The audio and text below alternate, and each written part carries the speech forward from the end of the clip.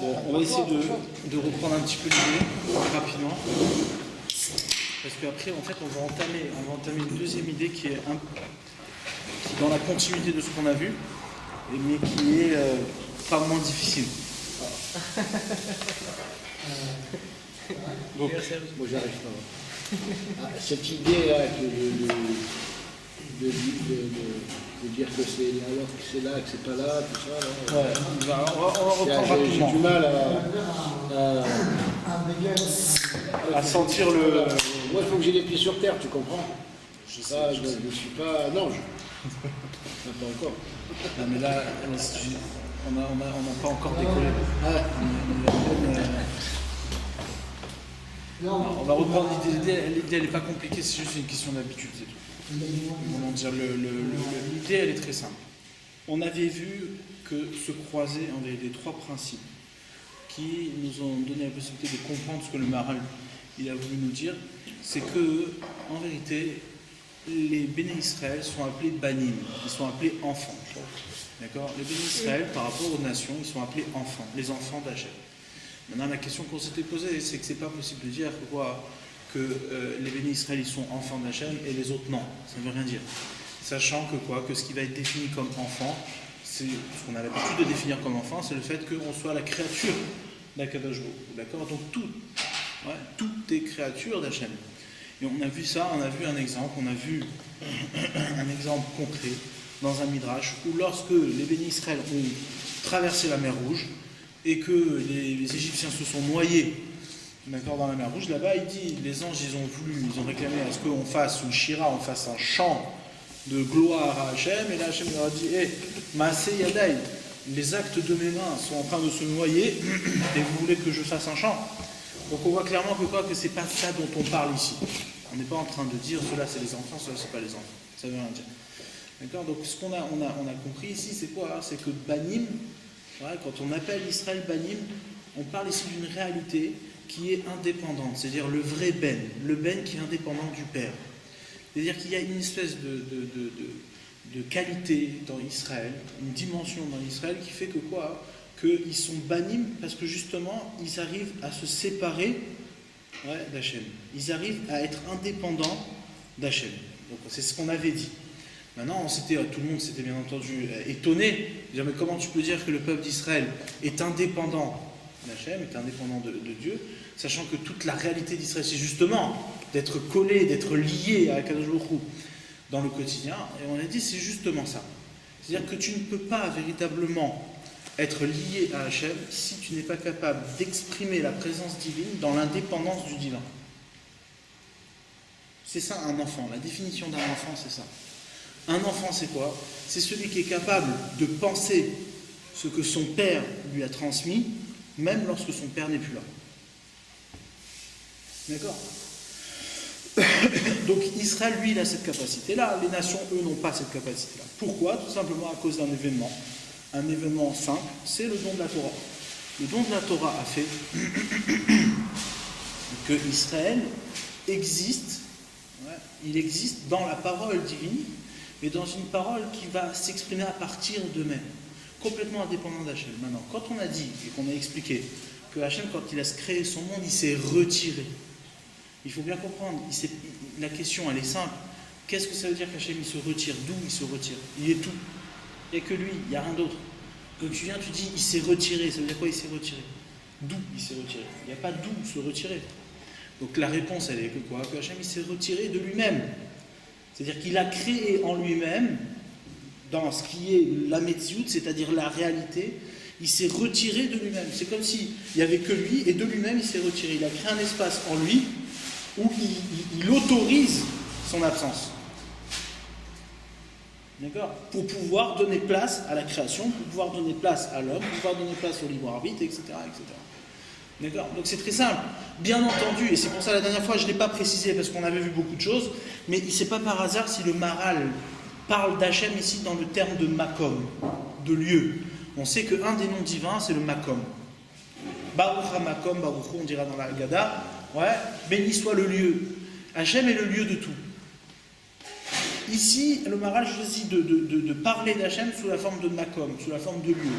Parce que justement, il est le lieu de tout en cela même qu'il a donné place à la création en lui-même, en créant une absence au milieu de lui-même. Pourquoi? Parce que, comme on l'a dit la dernière fois, l'infini contient aussi, c'est-à-dire la présence contient aussi l'absence. C'est pas une véritable présence si on est présent juste par pouvoir, juste parce qu'on domine, juste parce qu'on est capable d'écraser l'existence des autres. Non, on est présent parce que de toute manière, par définition, on est présent. Donc même lorsqu'on se retire, on est présent. Il n'y a pas un lieu, il n'y a pas une seule, il n'y a pas de possibilité de vivre sans la présence divine, même lorsqu'il est absent. C'est l'enseignement de la création. L'enseignement dans lequel on est nous aujourd'hui, c'est cela. Et donc on a défini que. Alors la dernière fois on a utilisé un peu des termes un peu compliqués, mais en réalité c'est très très simple. C'est quoi? C'est que on ne peut pas saisir véritablement la présence divine si on ne démarre pas de l'absence de soi. C'est-à-dire il faut pouvoir vivre dans l'absence. Quand Hachem il n'est pas là, il n'est pas présent, il ne te soutient pas, alors qu'est-ce qui se passe? L'homme découvre qu'il n'a pas d'existence possible. Son existence, elle ne veut rien dire. Lorsqu'il découvre ça, il appelle à la présence divine. Il se tourne vers la présence divine. Il existe cette présence divine coûte que coûte. Il est devant une impasse. Sa vie, et c'est ça tout le travail qu'on a à faire ici, c'est de voir combien notre vie ne vaut pas la peine si on ne se tourne pas vers une réalité qui dépasse la vie du présent, qui dépasse ce qu'on est capable d'avoir ici. Comme il dit dans Shir HaShirim, c'est marqué Imiten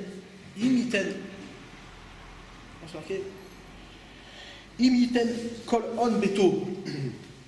Imiten ish kol on beto. S'il y a un homme qui demain il te propose toutes les richesses du monde, toutes les possibilités dans ce monde. Boz Yavozulo. Il viendra, il le refusera, il le dénigrera. Parce qu'il n'y a rien dans ce monde qui peut être à la hauteur de ce qu'on est véritablement. Rien. On voit que l'homme, il n'est jamais rassasié. Jamais rassasié parce qu'il n'y a rien dans ce monde qui peut le rassasier, qui peut le contenter. Au bout du compte, il est toujours dans une recherche. Il est toujours dans vouloir plus. Exactement.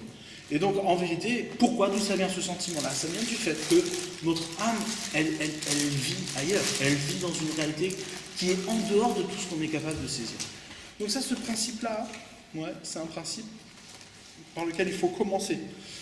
Surtout quand on rentre dans la pensée du Maharal, puisqu'elle démarre à partir de là. Tout doit être défini à partir de la conscience divine. Et la conscience divine ne peut exister que si on est capable de comprendre que le divin est au-delà de ce qu'on est capable de saisir. Sinon, tu ne penses pas divin, tu n'as rien à voir avec le divin. Toute chose, c'est l'idolâtrie. Toute chose que tu vas projeter à partir de ton savoir ou de ce que tu es capable de saisir, etc., sur le divin, sera l'idolâtrie. Ça sera l'idolâtrie. Maintenant, lorsque tu es capable de vivre, de saisir que Hachem, ici, dans ce monde, il est absent, ça veut dire quoi? Il n'y a rien dans ce monde qui peut rendre compte de la présence divine. Si ce n'est la fuite même de ce monde, c'est-à-dire quoi? Les mitzvot. Les mitzvot sont exactement l'acte qui nous permet, c'est la seule réalité dans ce monde qui nous permet de vivre, c'est-à-dire de fuir le monde dans lequel on est. Une mitzvah, c'est ça. Par nature, c'est ça. La mitzvah, elle doit nous amener, on a vu un petit peu cette idée-là hier, la mitzvah, elle doit nous amener à cette conscience sans arrêt de remise en question de soi-même, de remise en question de tout ce qu'on a, posé, acquis, saisi. La mitzvah, elle est là pour ça, elle est là pour bousculer nos acquis. Quand tu fais Shabbat, alors toi, tu vas commencer à faire Shabbat parce que tu as un désir de repos dans la semaine, de confort, etc. Tu dis oui, le Shabbat c'est intéressant, ça crée une coupure. Paf, lorsque tu vas faire Shabbat véritablement, tu vas découvrir qu'il y a quelque chose qui n'est pas suffisant dans ce que toi tu vis maintenant. Et donc cette mitzvah-là, elle remet en cause tous tes acquis. Et à chaque fois, tu vas avancer comme ça. En vérité, tu vas avancer jusqu'à comprendre la nécessité d'avancer vers quelque chose qui n'est pas saisissable ici dans ce monde. Et pourquoi on parle de ça maintenant? Parce qu'en vérité, on parle de ça, on parle du Olam Haba du début. depuis le début, notre sujet, c'est le Olam Haba, le monde futur, le monde à venir. Alors, Yann, comment tu expliques que pendant 40 ans dans le désert, Moshe et les Bénédictins, ils ont exigé à Shekhinah qu'elle soit avec eux? Oui, mais d'ailleurs, regarde, ils ont tellement exigé que quoi qu'il y a eu la faute du Meraglim, la faute des explorateurs. La faute des explorateurs, c'est quoi? Regarde bien, dans le projet divin, il était nécessaire que les Béné Israël arrivent en Eretz Israël. C'est-à-dire qu'il les a fait sortir d'Égypte. Nous, on connaît les 4 verbes. Le cinquième verbe, il est séparé de la Géoula, de ce qu'on appelle Yetziat Mitzrayim. Pourquoi? Parce que les Béné Israël, ils ont fait la faute des Meraglim, ils ont fait la faute des explorateurs. Normalement, le 5e verbe devait être collé à la sortie d'Égypte. Sortir d'Égypte, ça veut dire aller s'installer en Israël. Recevoir la Torah, aller s'installer en Israël. Maintenant, regarde bien. Qu'est-ce qui s'est passé? Qui a fait la faute des Meraglim, principalement? C'était l'élite d'Israël, les plus grands d'Israël, les tzadikim d'Israël. Pourquoi? Quel était pourquoi ça venait de là-bas? Pourquoi la faiblesse, elle venait de là-bas? Parce qu'en vérité, les tzadikim d'Israël, les grands d'Israël, ils vivaient la Torah à une dimension tellement puissante, tellement forte, tellement haute, que pour eux, c'était la seule réalité. Maintenant, c'était, bien entendu, c'est la seule réalité, mais ils n'étaient pas capables d'entendre que le pays dans lequel ils allaient s'installer, eh ben, même si, en vérité, la terre, la matière, s'oppose complètement, elle est une absence, elle crée l'absence même du divin. Voilà pourquoi la Torah elle a été donnée dans le désert. Elle a été donnée dans le désert parce qu'il n'y a pas d'a priori. Quand tu arrives sur une terre, il y a un a priori. Voilà. Tu arrives avec un idéal.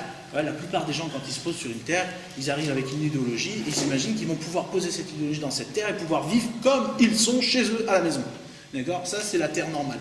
La terre d'Eretz Israël, elle ne fonctionne pas comme ça. C'est pas comme ça. Tu ne viens pas avec ton idéologie et tu la poses dessus. C'est l'inverse. C'est elle qui va te créer, c'est elle qui va te dire où tu vas. Mais maintenant, eux, quand ils ont vu ça, ils ont vu cette terre-là, ils ont dit, oula, attends, ça veut dire quoi? Ça veut dire que maintenant, cette terre, elle ne peut pas être adaptée à la Torah qu'on a reçue. Parce que comment une terre, elle peut être adaptée à la Torah qu'on a reçue? Comment de quelque chose de matériel peut sortir une Torah séparée du monde? D'accord? Donc eux, leur erreur, ça a été de penser, à leur niveau. Ils étaient tellement dans la Torah que pour eux, c'était la seule réalité. Et donc, c'était impossible d'intégrer cette réalité à l'Eretz Israël. Maintenant, leur erreur, c'est pas de dire ah oui, non, il faut faire participer la matière. Ouais, il y en a souvent qui te disent oui, la faute des Meraglim, c'est quoi? C'est parce qu'ils n'ont pas voulu travailler, ils ont pas voulu ça, tout ça, c'est des bêtises. C'est les idiots qui pensent comme ça. Mais en vérité, le vrai problème, il était quoi? Le vrai problème, il était quoi? C'est qu'ils n'étaient pas à mine, ils n'avaient pas confiance que la Torah, elle sort justement de ce dépassement même de la matière. C'est-à-dire que même lorsque tu vis sur une terre, tu peux vivre à une dimension qui s'appelle le Sinaï. Oui, tu peux être installé pour pouvoir vivre au-delà de ton installation. Et c'est ça l'aboutissement, c'est ça le projet divin. Et donc eux, ils étaient tellement installés dans la non-installation, ils étaient tellement installés dans la Torah elle-même, celle qui est séparée du monde, qu'ils ne pouvaient pas imaginer une seule seconde que la Torah pouvait exister même en s'installant sur une terre, même en existant sur une terre qui est purement matérielle. D'accord? C'est très simple, ce que je dis en vérité. Non, mais regarde. C'est tellement haut que. Mais bien sûr, mais là, on parle des gens qui ont parlé à Hachem, tu comprends? Ici, on parle de ceux qui ont vu Hachem et qui ont reçu la parole divine directement. Donc on ne parle pas de, tu vois, on parle de quelque chose de haut. On appelle ça Dordéa, la génération de la connaissance.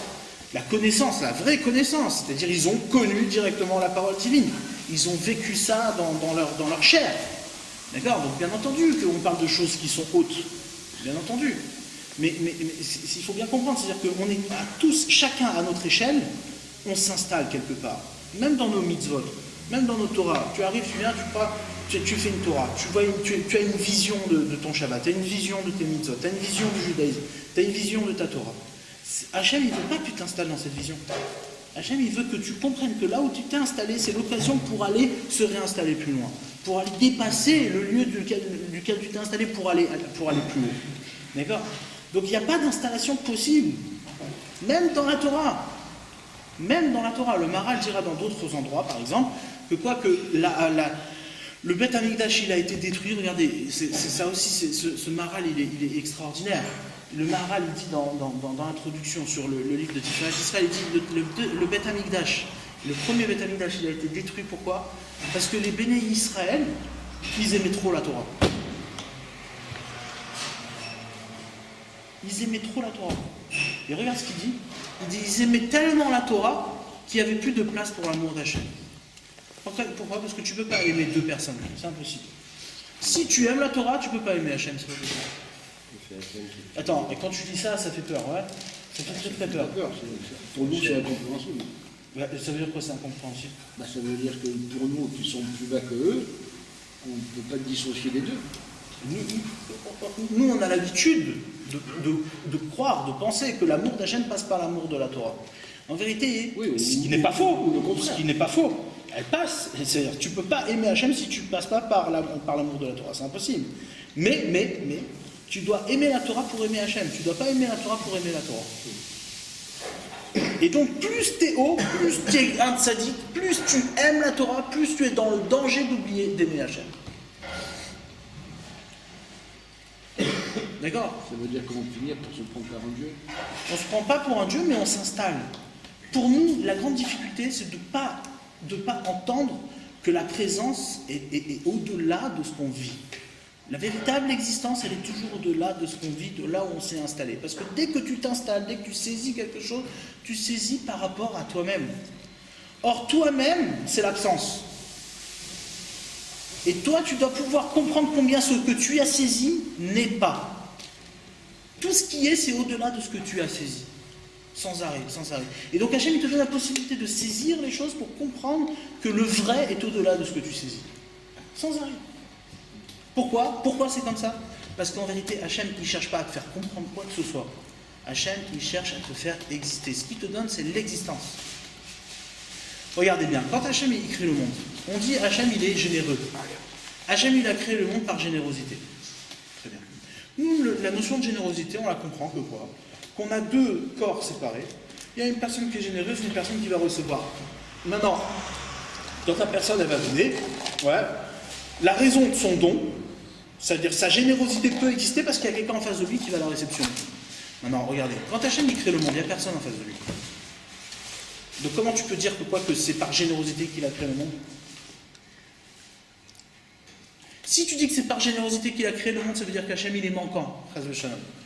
Il a un problème. Non, comment tu peux désirer quelque chose qui ne peut pas se réaliser? Non, mais il avait un plan. Le plan, c'était de faire l'homme. 2 secondes. Avoir un plan, ça veut dire que quoi? Que tu es obligé de passer par plusieurs étapes pour réaliser ta pensée. Hachem, si tu dis qu'il est obligé de passer par plusieurs étapes pour réaliser sa pensée et sa volonté, c'est-à-dire que sa volonté n'existe pas.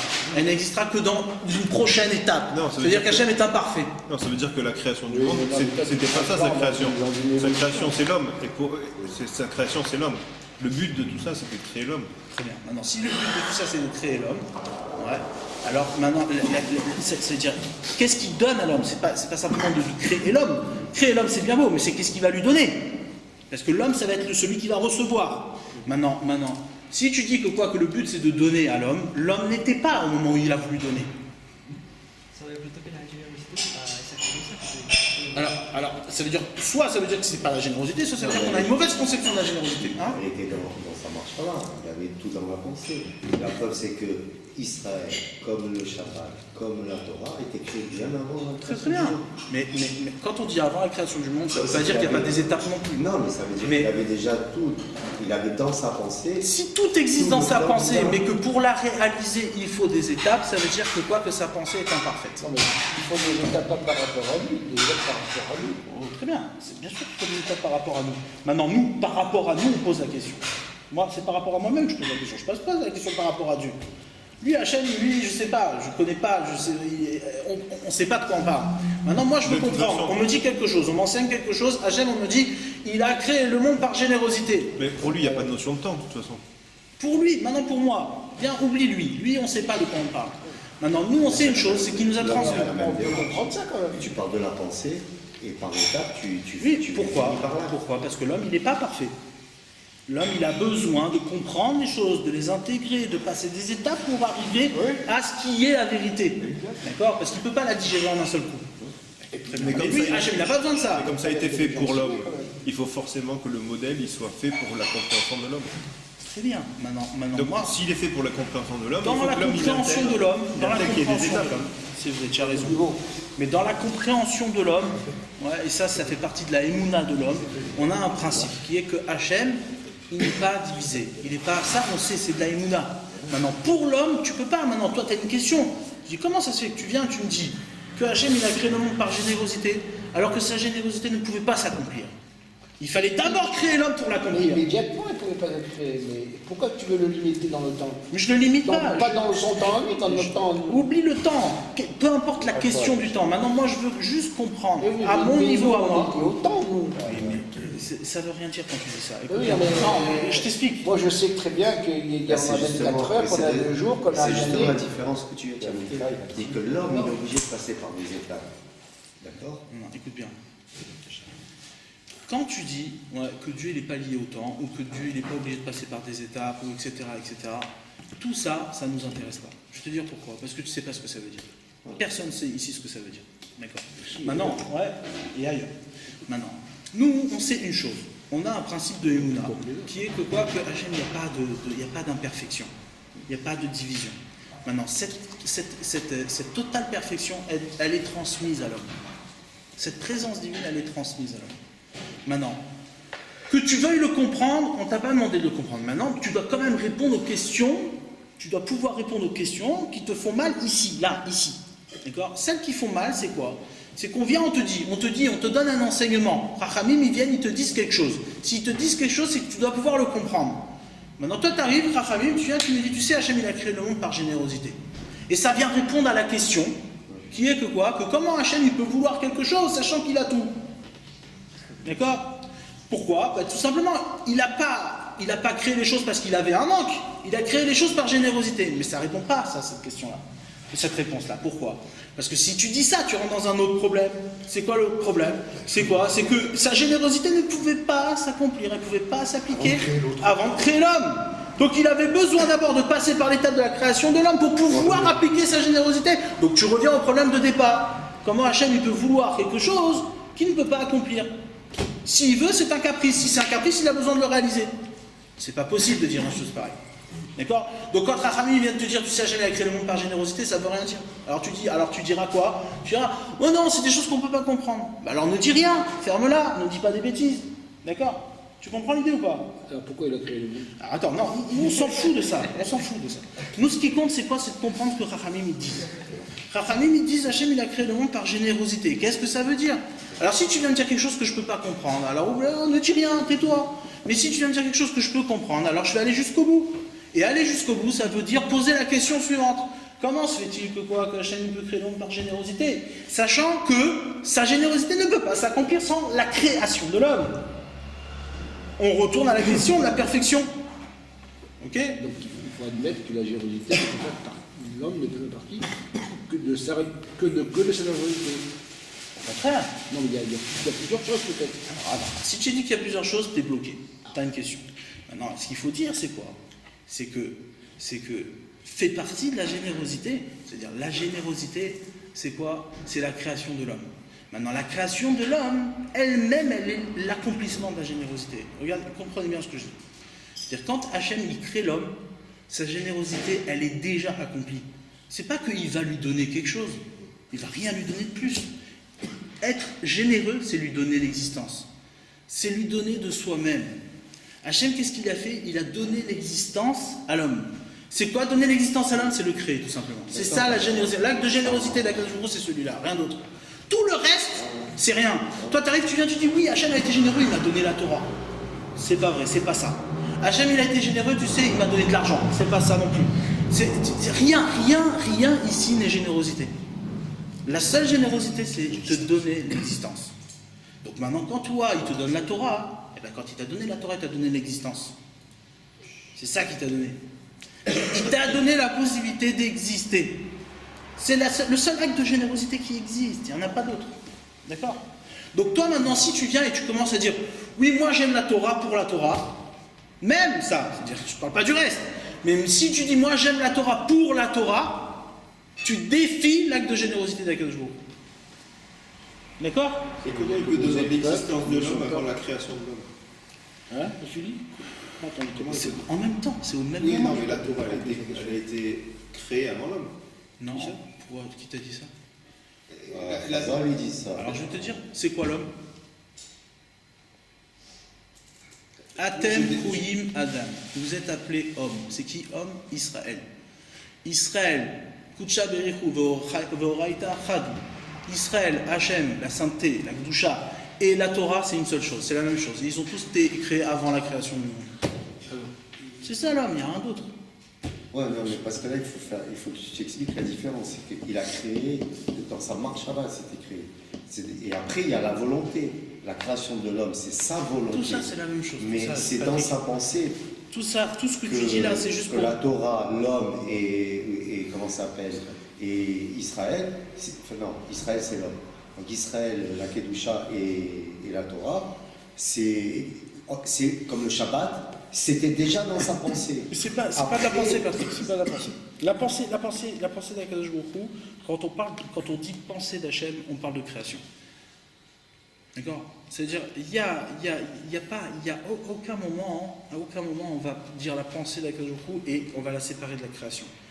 Quand Hachem, quand ce que nous on appelle la pensée du divin, ils disent comme ça. le commencement. Ils disent que Shabbat, ça a été créé avant la. Oui, avant la Shabbat, création du monde, ça veut dire quoi? Avant la création, avant la Yetzira. Il y a des termes. Ouais, avant la création du monde, ça veut dire avant le façonnage de la matière. Mais avant ça, il y avait d'autres créations. Il y avait des créations qui étaient spirituelles. Il y a des créations qui ont devancé la création matérielle des choses. Mais, ouais, il y a marqué. La preuve de ça, c'est quoi? C'est que c'est marqué. Ouais. Taf, Koufaïn, Dalet, Dorot. 974 générations avant la création du monde. Ouais, la Torah, elle a été créée. Elle a été écrite. Qu'est-ce que ça veut dire? C'est quoi 974 générations avant la création? De quoi tu parles? C'est-à-dire qu'il y avait déjà des générations avant la création du monde. Mais c'est quoi ces générations? C'est quoi? C'est des engendrements. Il y a eu des créations. Hachem, il a créé une cellule spirituelle, un père, ouais, qui a engendré du spirituel jusqu'à engendrer la matière. D'accord? Donc c'est-à-dire tout ça, il faut jamais séparer ce que Hachem y pense. Ouais. Il ne faut jamais séparer ce que Hachem y pense et dire c'est dans sa pensée à lui là-bas. Non. Tout ce que toi tu parles de pensée du divin, ça veut dire c'est déjà une création. Quand on parle d'Hachem, ouais, on parle du nom, on parle de ce qui est nommable, on parle de ce qu'on peut saisir. D'accord? Maintenant, tout ce qui n'est pas saisissable, c'est-à-dire toute sa réalité, tout son être, ça, tu peux rien dire, jamais, tu peux jamais rien dire du tout. Même parler de pensée, même parler d'intimité, même tout ce que tu veux, tu peux pas en parler. Pas le droit. D'accord? Ok, donc quoi? Donc ça veut dire quoi? Ça veut dire qu'il faut bien comprendre ici que l'enjeu, ce que le Maharal il veut dire ici, c'est que il donne l'existence. Hachem il donne l'existence. C'est ça qu'il donne. Et donc le être un fils, c'est exister. Exister, ça veut dire quoi? Ça veut dire exister, l'existence est en vérité la source même de son existence. Une existence est forcément la source même de son existence, sinon elle n'existe pas. Sinon la véritable existence, elle est définie ailleurs, et pas lui.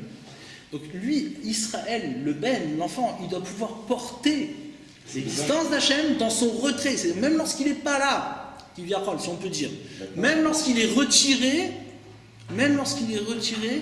Hachem va montrer que quoi? Que Israël va montrer qu'il est présent.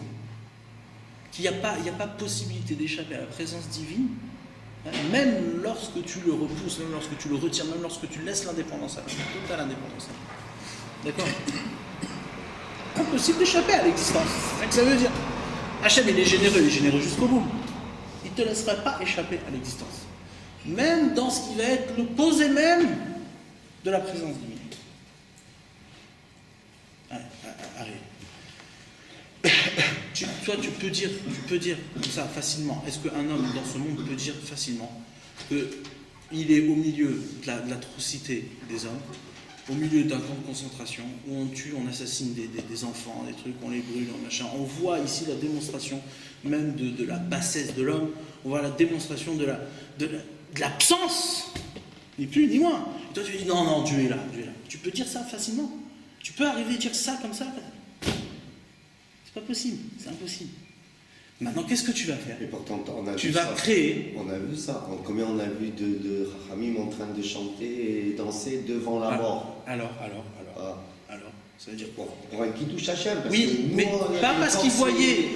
voyaient Hachem. Ils dansaient sur leur capacité à être ma'amin, à faire confiance qu'au-delà de ce qu'ils voient, ouais, eh ben, il y a une autre réalité. Il y a une réalité beaucoup plus profonde, mais qui est imperceptible maintenant. La véritable joie, c'est d'être capable de déborder sur le présent qu'on a. Le présent qu'on a, c'est l'absence. C'est l'horreur. C'est le pire du pire. Mais tu es joyeux lorsque tu arrives à découvrir que même lorsque tu es limité, emprisonné, il y a un débordement possible. Il y a une possibilité encore de s'élargir. Et s'élargir au-delà de l'absence. Tu comprends? Au-delà de la mort. C'est-à-dire, on vit la mort ici. La mort, elle est là, elle nous attend, elle est devant nous. Et le type, il est là, il danse. Alors, deux solutions. Soit il est fou, les gars, soit il voit quelque chose qu'on ne voit pas. C'est-à-dire qu'on va voir quelque chose qu'on ne voit pas, c'est la Emouna. Il faut comprendre ici. On parle de ce qu'on parle ici.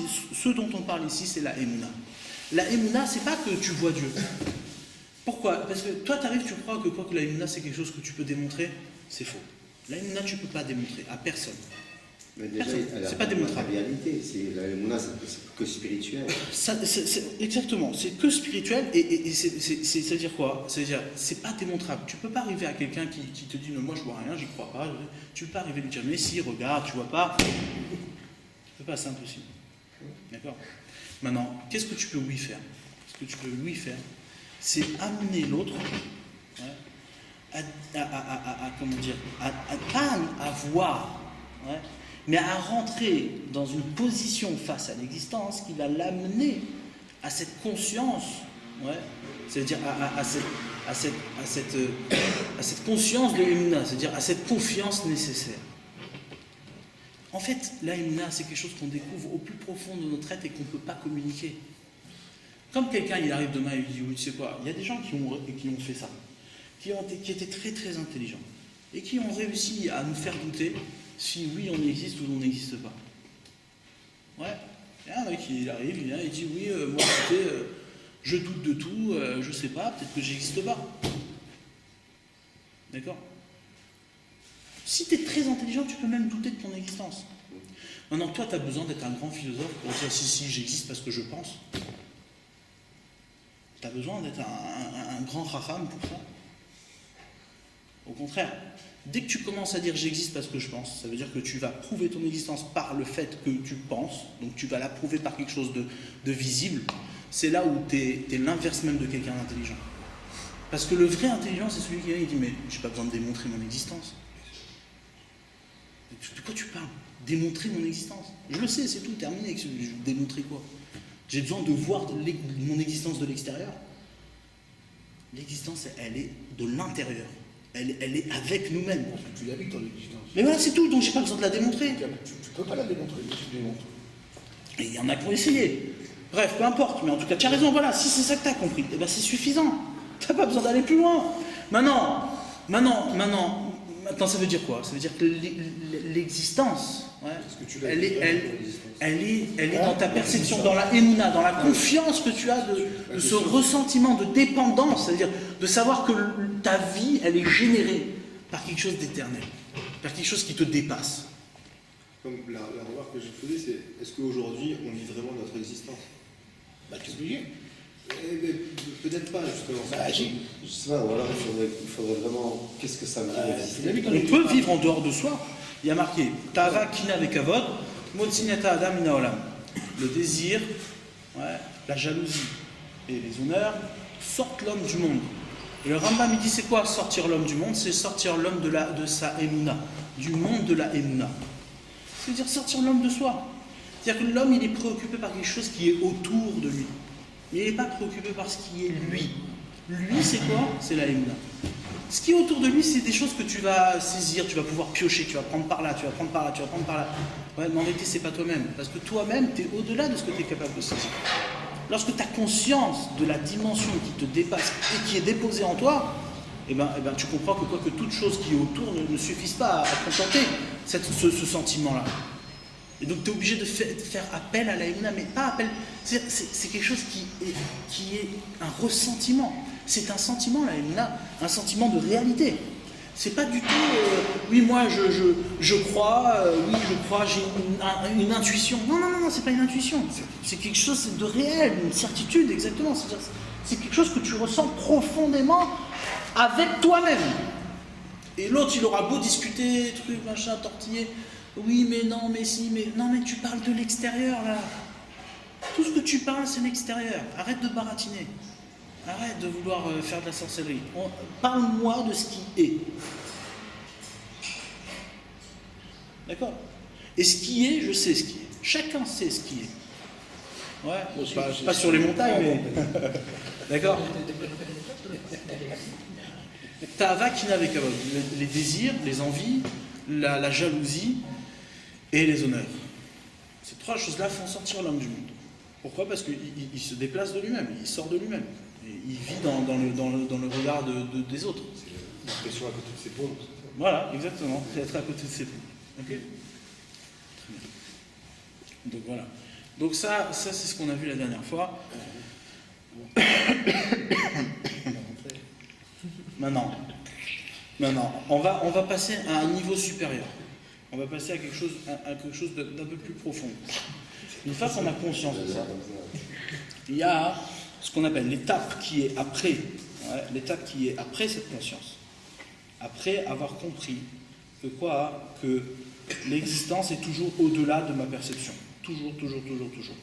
Et donc nécessairement, on doit passer d'abord par pas l'annulation comme étant une espèce de flagellation de soi-même, non, c'est pas ça le tour.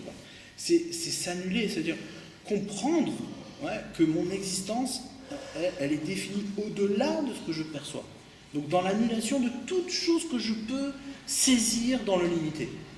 C'est-à-dire faire confiance. Faire confiance, c'est faire confiance qu'on est porté par autre chose. D'accord?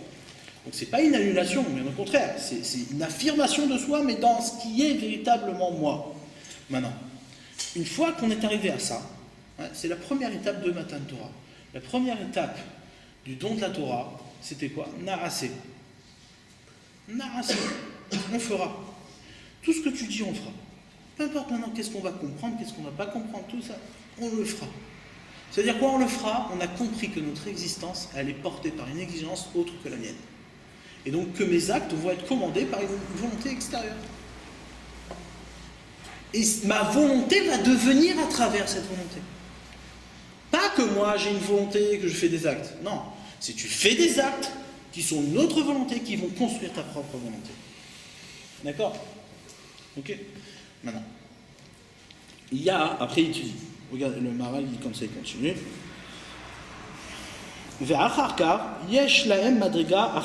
Après cette dimension-là, il y a une autre dimension. Donc là, tout ça, c'était pour expliquer pourquoi on commence les Pirkei Avot par une Mishnah qui s'appelle Kol Israël Yesh Lahem Chelek Le'olam Haba, tout Israël à part au monde futur.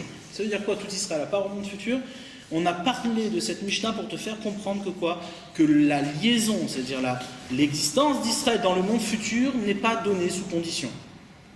C'est quelque chose d'établi, d'éternel, d'indispensable, s'il y a forcément la présence d'Israël au monde futur. Et donc ça ne dépend pas de tes mitzvot. C'est pas parce que tu as fait une Avera que tu n'auras pas de part au monde futur. D'accord? C'est pas sous condition. Les mitzvot, c'est ce qu'on avait expliqué la dernière fois. Bien entendu que les mitzvot amènent le salaire, amènent et donnent accès au Olam Haba. Mais elles donnent accès au Olam Haba dans cette capacité qu'ont les mitzvot à alourdir la conscience du Olam Haba. Mais le Olam Haba, il est donné. On est au Olam Haba. On est là-bas. Maintenant, après, une fois qu'on est là-bas, comment on va élargir cette conscience de l'environnement dans lequel on se trouve? Comment on va agrandir ce lien qu'on a avec le Olam Haba? C'est tout. Mais on est tous au Olam Haba. D'accord? Maintenant, une fois qu'on a lu Kol Israël, alors on va parler du cœur. Du cœur, c'est quoi? C'est le Pirkei Avot. c'est les maximes des pères. Les maximes des pères, on a dit c'était quoi? C'était le moussard, les midot. Les midot, c'est ces comportements, ce comportement, ce bon comportement, cette morale. Ouais, on peut appeler ça une morale. Alors, il dit, car après, ça y est, madriga, il y a une autre dimension. Midot, atovot, vayesharot. Ce sont les midot qui sont bonnes. Les midot, c'est les mesures. On traduit ça en français des qualités, mais cette traduction, on l'utilise juste pour pouvoir accéder au mot, mais c'est pas une bonne traduction. Amidot, atovot, vayesharot. C'est bonnes mesures et c'est des mesures droites. Et ces midot-là, elles suivent, ouais, elles suivent sur l'identité d'Israël, elles suivent après que eux-mêmes, une fois qu'ils sont cette créature parfaite. Cette créature parfaite, ça veut dire le ben, l'enfant. La yesha à droite, après cette conscience-là, après qu'il soit maasé yadav, après qu'il soit l'acte de ses mains, qu'il soit le ben et qu'il soit pas manquant, alors là, à ce moment-là, peut se reposer sur eux, peut continuer de ce qu'on appelle les bonnes midot. Mais si tu n'existes pas là-bas, il n'y a pas de bonnes midot possible. Si tu n'es pas Israël, il n'y a pas de bonnes midot. Il faut être un ben pour pouvoir mettre de bonnes midot. Ça veut dire quoi? C'est-à-dire que les bonnes midot peuvent exister que si on vit dans la conscience que tout ce qu'on peut faire nous, de nous-mêmes et apporter, c'est l'absence. Et que la présence, que notre existence, elle est définie en dehors de nous. En dehors de ce qu'on perçoit. C'est pas de nous, c'est pas vrai, c'est nous-mêmes, mais en dehors de ce qu'on perçoit. Au-delà de ce qu'on perçoit. D'accord? On perçoit qu'il y a quelque chose au-dessus. On perçoit qu'il y a quelque chose qui nous dépasse. Mais on ne saisit pas c'est quoi. C'est là, sur cette base-là, qu'on peut construire des midot. S'il n'y a pas cette base-là, il n'y a pas de bonne midot. C'est impossible. Pourquoi? Parce que tu dévies à chaque fois. Si tu démarres avec la conscience que tu peux récupérer la création et en faire ce que tu veux, ouais, alors à ce moment-là, qu'est-ce qui se passe? C'est-à-dire, tu voudras être bon, tu voudras être généreux, mais tu ne pourras jamais sortir d'être généreux à partir de ce que toi tu penses, à partir de ce que toi tu décides. Ça, c'est pas des bonnes midot. Parce que si tu décides toi d'être généreux, ouais, si c'est à partir de toi que c'est défini la générosité, à la fin, au bout d'un moment, tu vas dire celui-là oui, celui-là non. Comme ça oui, comme ça non. Obligatoirement. Pourquoi? Parce que tu définis les choses à partir de ta propre perception. Or, donc la définition de la générosité ne sera pas une définition indépendante de ton jugement. C'est impossible, tu ne pourras pas te libérer de ça. La seule manière de porter, de juger, c'est-à-dire de définir n'importe quel bon acte dans sa définition profonde, dans ce qu'elle est véritablement, c'est-à-dire dans sa notion de vérité, c'est de le penser en dehors de son jugement. Or, penser en dehors de son jugement, ça ne peut exister que si tu as vécu le don de la Torah et que tu te soumets à cette réalité. C'est d'agir comme ça. Bien sûr, on parle pas de quelque chose qui est facile. On parle de ce qui est. Effectivement, tu as raison, ça demande un travail. Mais être généreux parce que toi, tu conçois la générosité d'une certaine manière, tu peux la concevoir dans des extrémités, dans une dimension vraiment puissante, mais elle reste limitée. Ça veut dire que si tu as décidé d'avoir une bonne midda, d'être généreux, il faut qu'elle soit sans limite. Non seulement qu'elle soit sans limite, mais qu'elle ne se définit pas à partir de ce que tu as décidé. Ça veut dire que tu fermes tes yeux et tu es généreux. Voilà. Ça veut dire que tu es généreux parce qu'on te l'a demandé. Tu deviens généreux comme Dieu était généreux. Parce qu'on te l'a demandé, voilà, exactement. Ça veut dire que ce principe de générosité existe en dehors de toi. Il te contraint à l'être. Parce qu'il y a ça, plus ça, plus ça, plus ça. Non, mais je ne pense pas que c'est un problème de quantité. Non, je parle pas de quantité. Je parle de faire une distinction qui dit tu vas commencer à faire une distinction entre toi, je te fais rien, toi, je te fais. Oui. Non, tu arrêtes tout ça. C'est-à-dire, je suis généreux, je regarde tout rien, je suis généreux. Non, Voilà. La exemple, générosité. on va essayer d'être concret. Un exemple. Tu vas être obligé de donner, si tu considères être dans la vraie générosité, tout ce qui tend la main, tu es obligé de donner. Alors, attends. Tu ne dois même pas faire un calcul, de dire, même si un plus riche que toi, il vient, il te tend la main. Si tu n'as rien à douter, bien sûr, tu tends la main, tu donnes. Maintenant, écoute bien. La générosité, c'est justement ça de ce dont on parle. C'est-à-dire le principe de générosité, lorsqu'il est pensé en dehors de soi, Ouais. Alors justement, hein, il y a des exigences. Il t'impose une manière d'être généreux. C'est pas que toi, tu définis la générosité telle que tu la conçois. Il t'impose une manière d'être généreux. C'est-à-dire quoi, il t'impose une manière d'être généreux? Une générosité sans fin et sans limite, c'est la destruction du monde. Pourquoi?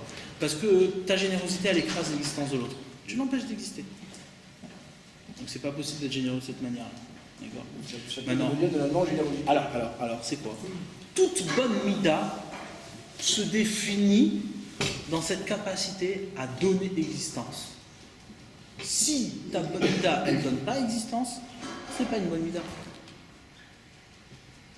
Mais pourquoi c'est dans la définition de donner existence? C'est parce que c'est ça ce dont on parle. Ce dont on parle, c'est pas ta vision de la générosité. C'est pas de dire, oh, il y a une catastrophe, il faut se mobiliser, il faut donner. C'est pas ça. C'est pas ça. C'est entendre la générosité comme un principe qui ne se discute pas et qui est au-delà de ta perception, qui est au-delà de ce que tu conçois, mais cette générosité-là, elle est définie dans ce qui est donné existence à l'autre. C'est-à-dire que tu dois pouvoir la penser en dehors de toi. C'est pas pour te donner existence à toi, c'est pour donner existence à l'autre. Parce que donner existence, c'est en vérité prendre conscience de l'existence de soi au même niveau que l'existence de l'autre. Parce qu'en vérité, toi et moi, on existe exactement dans le même lieu, dans le même endroit, c'est-à-dire dans ce qui est autre que nous-mêmes. Je comprends bien. Quand tu as du pluriel, ouais, nous tous ici, on est des hommes séparés, d'accord? On est pluriel. Ça sous-entend et ça implique nécessairement qu'on est tous existants dans une seule et même existence qui est en dehors de nous-mêmes. Sinon, on ne pourrait pas être pluriel. On ne serait pas séparés. Tu comprends? Donc ça veut dire quoi? Ça veut dire que je peux découvrir mon existence, ouais, en découvrant ce qui te fait exister. Mais pas découvrir mon existence en découvrant ce qui me fait exister. Simplement. Non. Il faut que l'existence elle soit commune. Donc là, être généreux, oui, mais être généreux pour faire exister l'autre, pas pour te faire exister à toi. Il arrive, oui, non, c'est comme ça qu'on existe. Toi, tu viens, tu dis, waouh, c'est beau, mais non, c'est pas ça. Ah, c'est là, je suppose que l'autre est la même démarche. Hein? Je suppose que l'autre est la même démarche. Oui, mais c'est pas à toi de lui imposer. C'est quelque chose qui est personnel. Non, il faut saisir son existence. Il faut que lui-même il ait conscience de son existence. Non. Par exemple, un rachat. Un rachat gameau. Ouais. Un rachat gameau, il est là, il est aussi là pour te faire comprendre. Ouais. Pour te faire comprendre qu'il est aussi existant. Que même du rachat, l'existence lui donne une consistance. Un kiyum, exactement. Regarde, on a parlé de ça hier, mais quand tu parles, ouais, dans la Haggadah, il y a 4 enfants. Ouais, 4 styles d'enfants. Il y a le tzaddik, le rachat, celui qui ne s'est pas posé de questions et le simplet. Voilà, celui qui. D'accord? Non. Nous, on nous a toujours appris que quoi. Puis il y a les 4 enfants parce que c'est l'ouverture. L'ouverture, le soir de Pessah, on est un peuple, on doit être ouvert pour les autres, etc. On doit accueillir tout le peuple juif. Ouais. Mais c'est pas du tout ça. Ça n'a rien à voir. L'idée qu'il y a derrière ces 4 enfants, ouais, puisqu'on parle de banim, c'est d'entendre que ce que tu vas raconter ce soir-là, ce que tu vas transmettre ce soir-là, la Torah que tu vas transmettre, c'est une Torah qui ne se définit pas dans ce que toi tu juges de l'autre. C'est une Torah qui se donne au-delà du jugement que tu peux porter sur l'autre. C'est-à-dire que même le rachat, la Torah que tu vas lui donner, elle va le faire sortir de sa richoute, elle va le faire sortir de sa méchanceté. Parce que ce que tu dis est au-delà de ce qu'il est, de ce qui se définit lui-même, et de ce que toi tu vois de lui-même.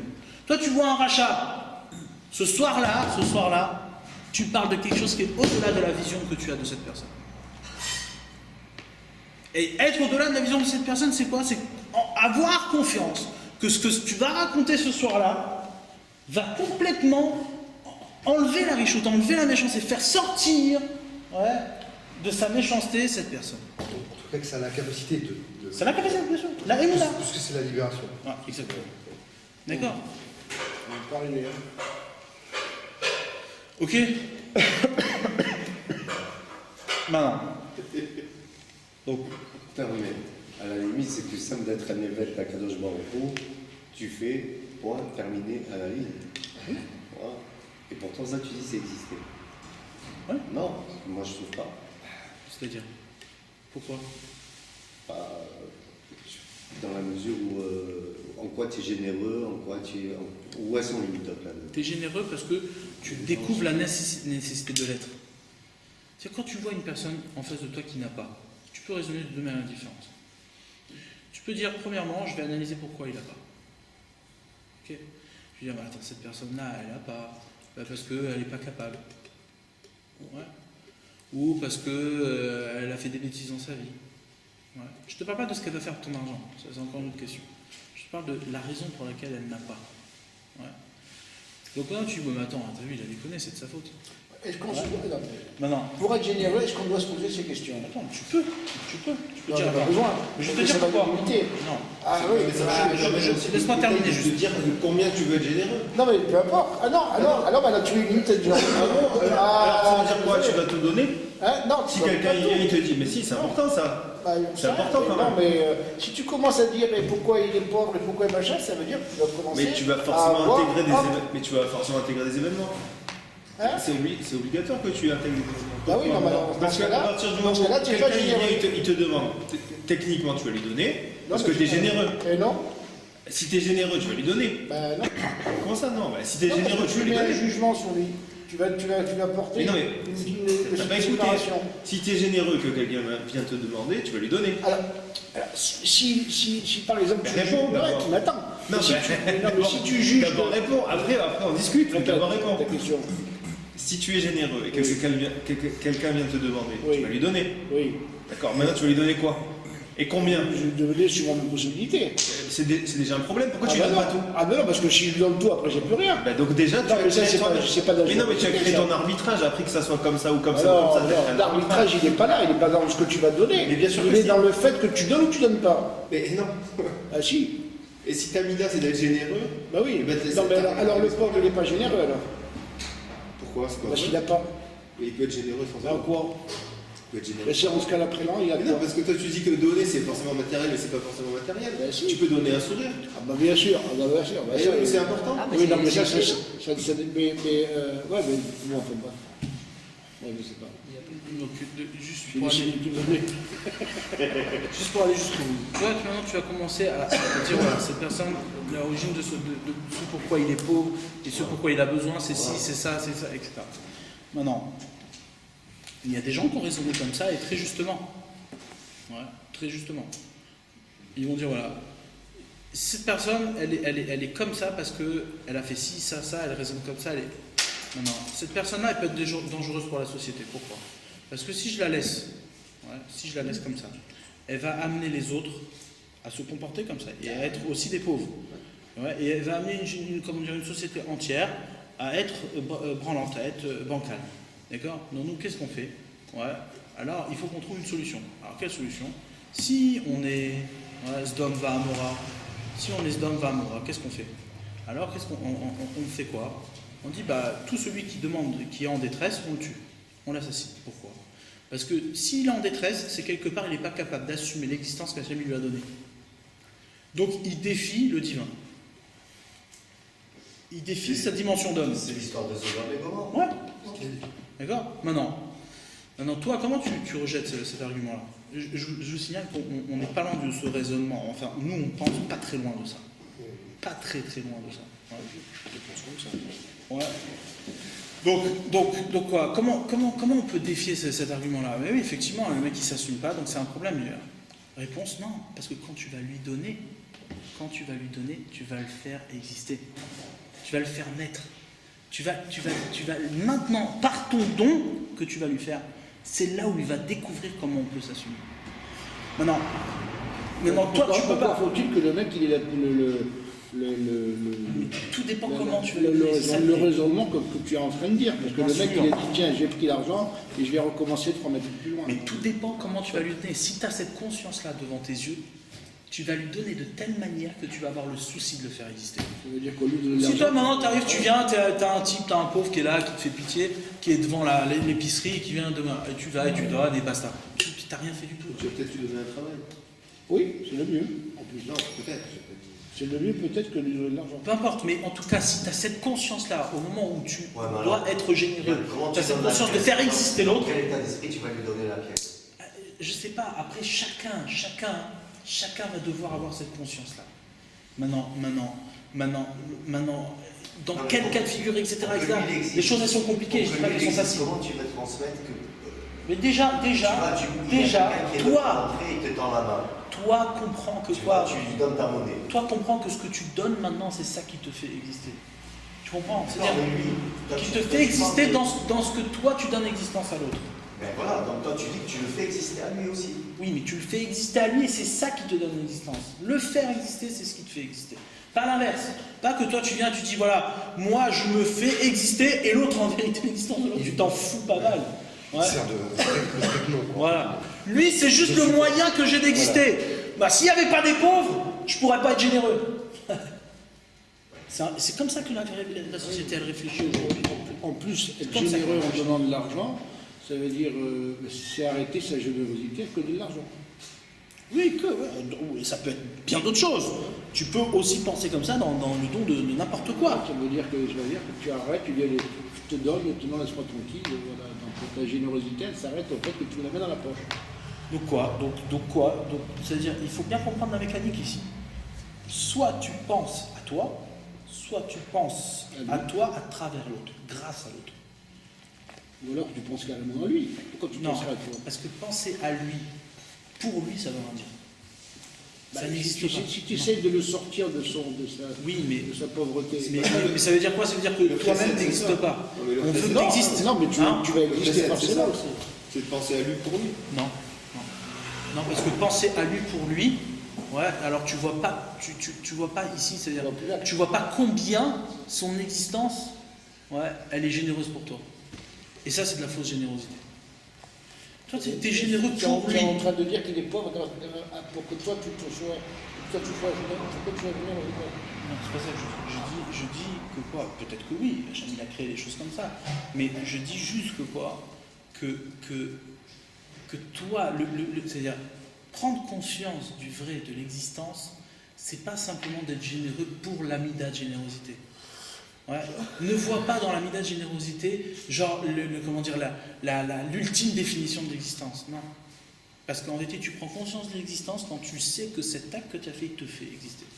Maintenant, toi, tu vas comprendre que quoi?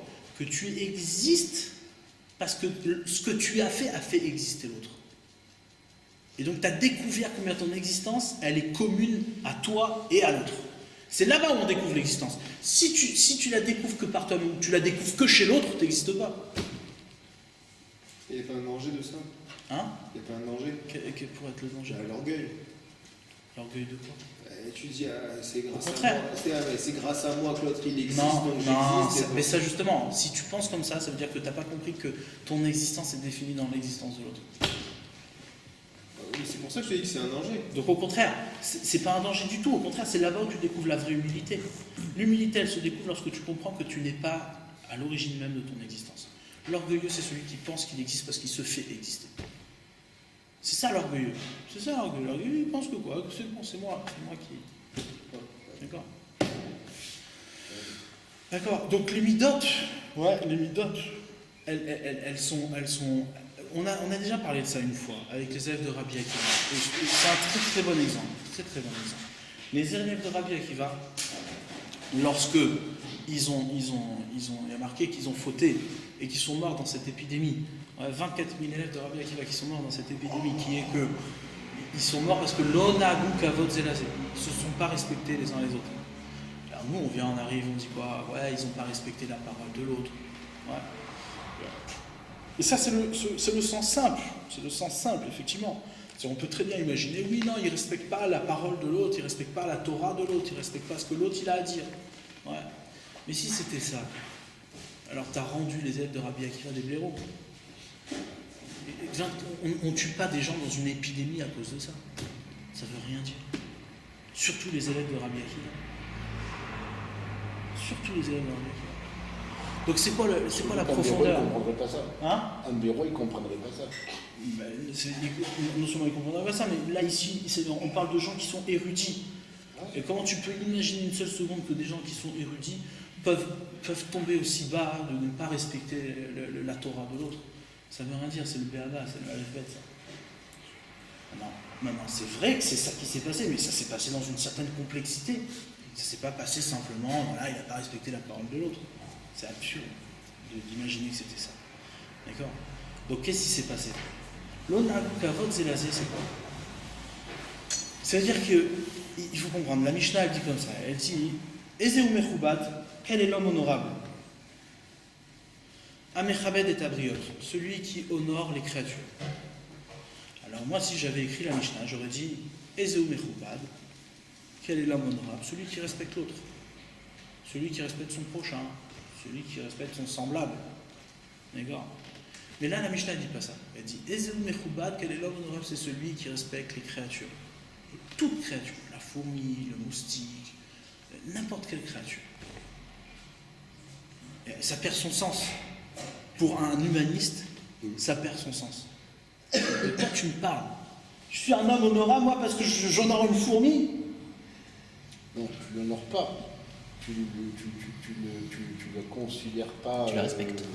Amechabed et abriot. La Mishnah te dit Oui, non, quel mais- est l'homme honorable? Celui qui honore la fourmi, qui honore la créature, qui honore la cellule, qui honore chaque créature.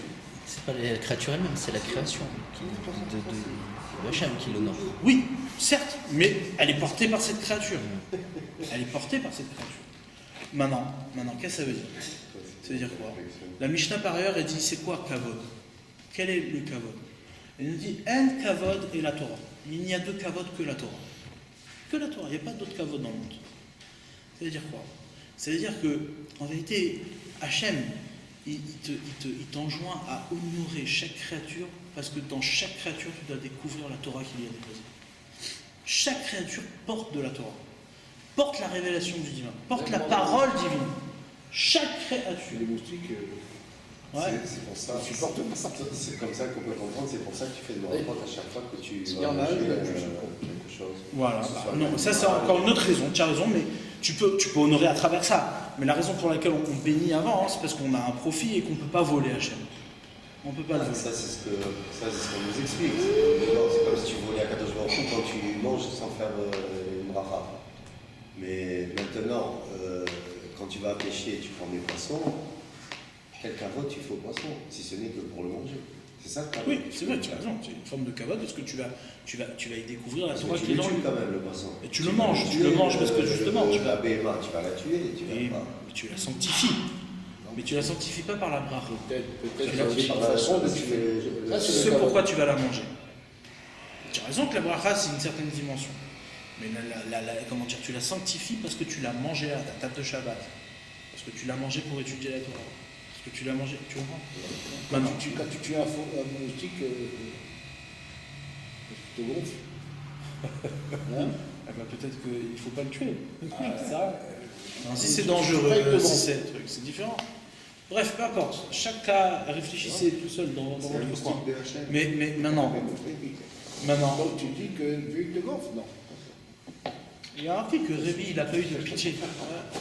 Il n'a pas eu de pitié sur un agneau qui avait fui. Révi, il y avait un agneau qui avait fui de truc. Il dit viens ici, toi, t'es fait pour être mangé. Il a pas eu de pitié, il a été frappé d'une maladie, voilà, il avait des maladies des reins, etc. D'accord? Et pourtant il avait raison. Mais ça manquait de kavod. Ça manquait d'honneur envers la chose. C'est-à-dire quoi? C'est-à-dire que, et c'est ça, en kavod et la Torah, il n'y a pas de kavod autre que la Torah. C'est-à-dire quoi? C'est-à-dire que tu dois pouvoir voir la Torah dans chaque chose. Et si tu vois la Torah dans chaque chose, c'est que quelque part, toi, tu as de la Torah.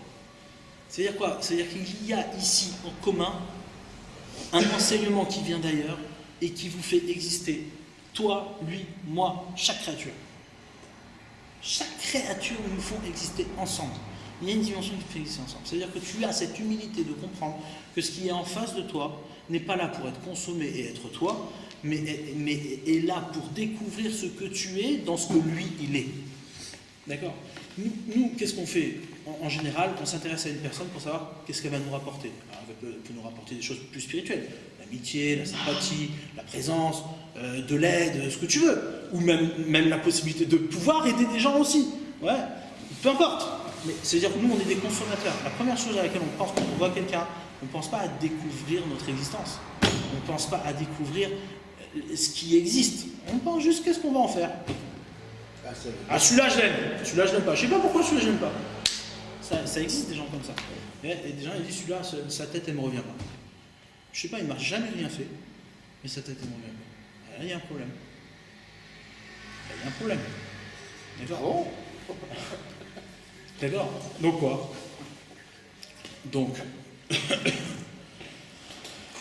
Donc ce que je veux dire c'est quoi? C'est ici on passe à une deuxième étape qui s'appelle les midotes. Les midotes, ouais, jusqu'avant les midotes, c'est-à-dire jusqu'à tout ce qu'on a décrit avant ça, c'était tout simplement savoir ce qu'on est. Quelle créature on est. La créature qu'on est, c'est quoi? C'est-à-dire rien. On n'est que dans la perspective de devenir dans une existence qui est séparée, qui est ailleurs, qui est sans arrêt dans un devenir, dans un devenir, dans un devenir, dans un devenir. Voilà ce qu'on est, c'est ça la bria qu'on est. Une fois qu'on est cette bria-là, alors là on peut établir une relation. Ah, mais le devenir il est infini, là. Tu n'arriveras jamais.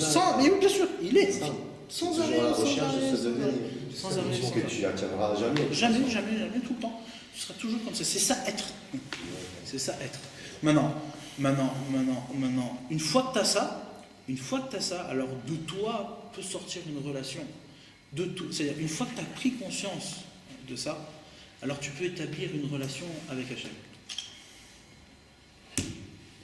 Une relation avec Hachem, ça n'est possible que si tu penses pas ta relation comme Hachem en face de toi.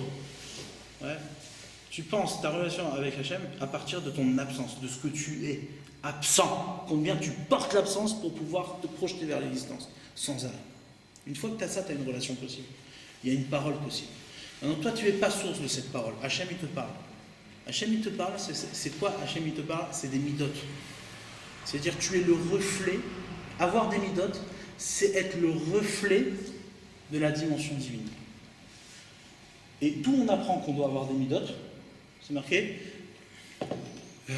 Va'alarta bidrachav, tu iras dans ses chemins. Et c'est marqué là-bas Evedomelo, ressemble-lui. C'est marqué. C'est-à-dire ressembler à Hachem. Ça veut dire ressembler à Hachem.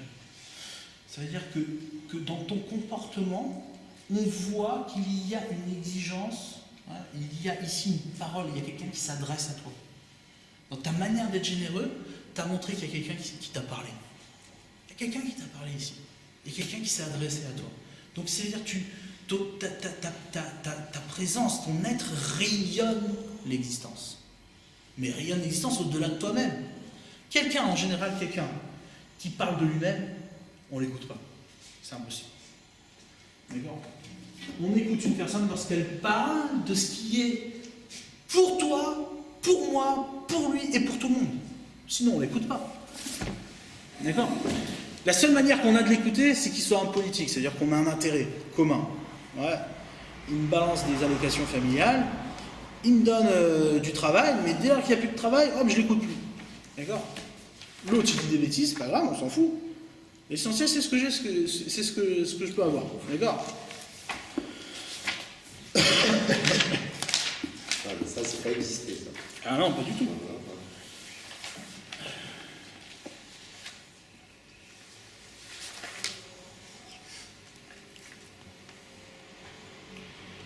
Voilà.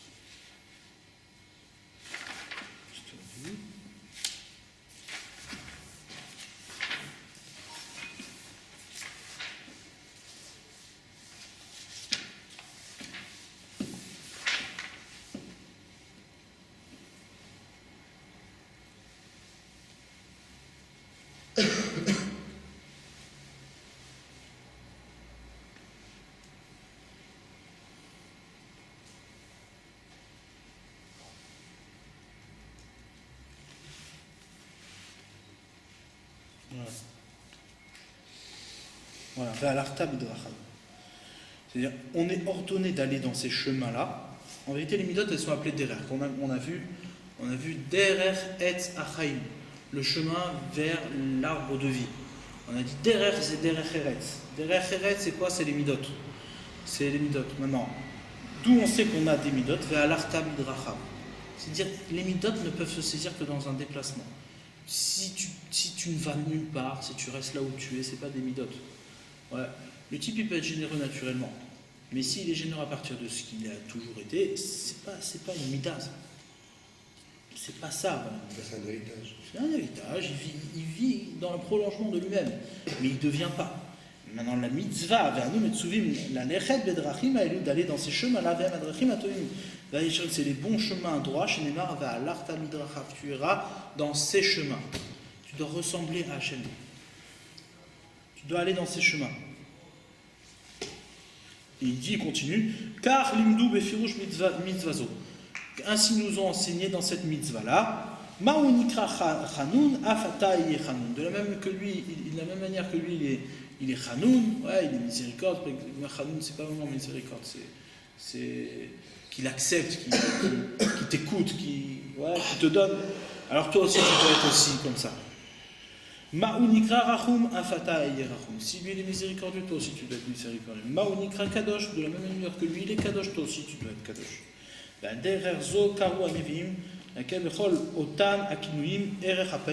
C'est comme ça que Hachem a été nommé comme étant Erech Hapayim, Rav Chesed, généreux, etc.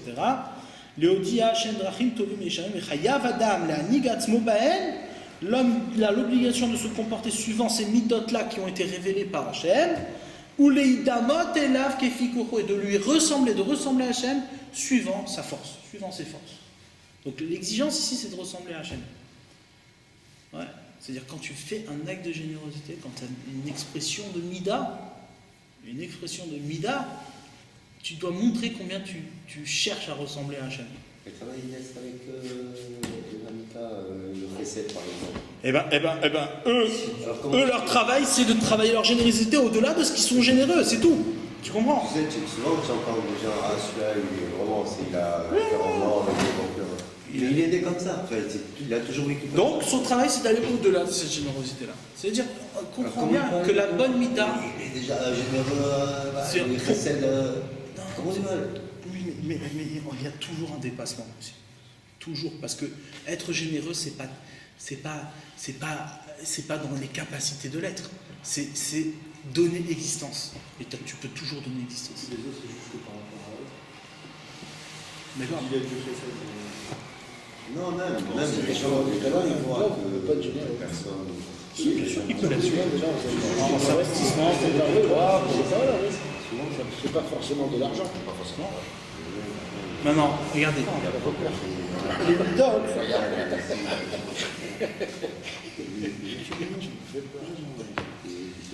midotes. Les midotes, elles ne peuvent exister que si tu démarres avec cette conscience-là, de bria, de créature, la créature que tu es, c'est-à-dire cette créature-là qui est obligée de démarrer du constat de l'absence pour pouvoir désirer la présence au-delà de soi. S'il n'y a pas ça, il n'y a pas de possibilité de bonne mida. Parce que tu projettes forcément ta mida à partir de ce que toi tu définis, à partir de ce que toi tu vois. D'accord? Et donc tu ne pourras jamais penser ton comportement comme étant l'occasion de donner existence à l'autre. C'est impossible. D'accord? Donc pour avoir une bonne mida, il faut étudier ce que c'est la bonne mida. Oui. Voilà. Mais c'est par rapport à soi. Tu es obligé de le définir par rapport à toi-même à chaque fois. Tu es obligé d'avoir une conscience Non, de mais toi parce que pour pouvoir définir c'est quoi avoir une bonne mida. Oui, non, mais la mida, par exemple, de la générosité, Il ne va pas être la même pour toi que pour moi. non, mais si tu la définis toi-même, c'est pas forcément la bonne mida. Oui, effectivement. Donc il va falloir que tu étudies ce que c'est la bonne mida. Et comment tu sais ça? Comment Hachem il fait le chesed, toi tu vas lui ressembler. C'est-à-dire pour pouvoir évaluer. Et ça, tu comprends, il n'y a pas de définition. Il n'y a pas de définition. Il y a juste un travail d'honnêteté intérieure. Lorsque tu imagines ce qu'il faut voir sur la personne, il faut voir combien son acte qui a été généré par ses midotes, montre combien il cherche à ressembler à Hachem. On ne voit pas ça chez beaucoup de personnes. Hein. C'est très rare. Très difficile. Ça n'existe pas. D'accord. Ça veut dire quoi? Ça veut dire C'est des que grands. à chaque fois que tu fais quelque chose, C'est grand, bien sûr. il faut que tu le fasses sans que tu aies ne serait-ce qu'un soupçon d'intérêt pour toi-même. Dans ça, l'idéal, c'est oui. Kefikoro, on a dit. Suivant c'est- la force de chacun. Mais T'as c'est toujours un ressentiment c'est vers de cela qu'il faut ça va tendre. faire plaisir de faire quelque chose. Peut-être, mais c'est vers cela qu'il faut tendre. Bon, alors, ou alors se poser la question, dans ce cas-là, qu'est-ce qu'il aurait fait Dieu? Ça, tu peux le savoir que dans ce qui t'a révélé. Ah, Que dans ce qui t'a révélé. Sinon, tu dis qu'est-ce que je pense, moi, qu'est-ce que je dis, moi. Je suis Dieu, donc ça va. non, je non, peux te non, dire j'ai pas qu'est-ce dit qu'il ça. a. j'ai pas dit ça. D'accord. Ok. Maintenant, voilà. Donc ça, c'est ce qu'il dit le Maral ici. Il dit Davar ze nimshar gam ken Israël ma'achar shem be'atzmam abriya atova va'yeshara nimshar achar ze amidot tovot. Donc de là sort les bonnes midot velo lenish et trilat yesodora. Et de bonnes midot ne peuvent pas pousser sur une existence qui est par son commencement. C'est-à-dire elle trouve son commencement dans un fondement qui est mauvais, qui est bancal, ou marre et amer. En ba'em midot tovot. Ces gens-là ne peuvent pas avoir de bonnes midot. Rakem ba'aliznut ou shfichat damim. Ils sont soit ba'aliznut, c'est-à-dire ils prennent les extrêmes, soit des gens qui se laissent, qui s'abandonnent au znout, c'est-à-dire à la perversion, soit c'est des assassins. C'est-à-dire quoi? C'est-à-dire qu'on parle de l'extrême, bien entendu. Mais en vérité, dans l'histoire, on arrive toujours à l'extrême. Au début, tu commences par des petits trucs, mais à la fin, tu finis mal. C'est forcé. D'accord? C'est-à-dire que si ton fondement, si ta base, elle est mauvaise, c'est quoi avoir une base mauvaise? C'est penser à partir de soi. C'est-à-dire penser l'existence à partir de toi-même. Alors à ce moment-là, tu finiras forcément aux extrémités. Tu ne seras pas dans le milieu, tu ne seras pas dans le centre. Tu seras forcément dans les extrémités. Et être dans les extrémités, c'est quoi? Une extrémité d'un côté, à droite, c'est la perversion. La générosité, qui est pensée à partir de ce mauvais démarrage, et ben c'est le zoom, c'est la perversion. Pourquoi? Parce qu'il pose ses mains partout. Il pose ses mains partout. Il n'y a pas de limite. Lui, il pense la générosité à partir de lui. Donc demain, il voit une femme en détresse, qui est malheureuse, etc., qui lui dit « écoute, je me sens mal, etc. » Qu'est-ce qu'il va faire? Il va la réconforter. Il va lui donner ce qu'elle veut. Mais cette femme-là, elle est mariée, elle a 6 enfants. Qu'est-ce que tu fais? Ça va pas ou quoi? D'accord? Mais pourquoi il fait ça, le bonhomme? Il dit « mais regarde, la pauvre, elle était en détresse, j'ai voulu l'aider. » En réalité, c'est un intérêt personnel. C'est parce qu'il a envie. Parce qu'il voit la générosité suivant sa personne à lui. Il est généreux pour se faire exister. C'est l'erreur de tout à l'heure. Non, mais ça, attention. On parle de l'extrême. Mais en vérité, on est là-dedans. On est là-dedans à chacun à son niveau. À chacun à son niveau. Chacun à son niveau. Je te donne un exemple. Un exemple dans notre niveau à nous. Concevoir d'aider quelqu'un sans que tu aies un propre intérêt. C'est vrai, mais la Torah, elle est là pour te donner ça. C'est par Et ça. est-ce que le fait de se voir exister au travers de l'autre, c'est pas déjà un intérêt? Non, pas du tout. L'existence n'a pas d'intérêt. Exister par intérêt, ça ne veut rien dire. T'existes. Non, c'est-à-dire de faire exister l'autre pour pouvoir soi-même exister. Non, c'est pas ce que j'ai dit. J'ai pas dit faire exister l'autre pour pouvoir exister. J'ai J'ai dit c'est faire exister l'autre pour découvrir tout où l'enjeu. j'existe. C'est là tout l'enjeu. D'ailleurs, il y a toute la société qui t'amène à pas le faire, puisqu'elle te dit pourquoi tu fais tout ça pour cette personne, t'es trop gentil, t'es trop truc, t'es trop machin, on va abuser On de peut avoir toi. ce genre de discours, Et t'imagines, donc effectivement. on t'amène à l'opposé de ce qu'il faut faire. Effectivement. Maintenant, regarde, à quelque chose qui est à notre échelle, qui est proche de nous, le Lachon Hara. Tu as une personne qui vient te voir, tu regardes, celui-là, ce qu'il m'a fait, ce truc, ce machin. C'est quelque chose auquel on est confronté tous les jours. Par générosité, tu vas l'écouter. Tu as détruit l'autre Par personne. envie aussi. Non, parfois c'est pas de l'envie.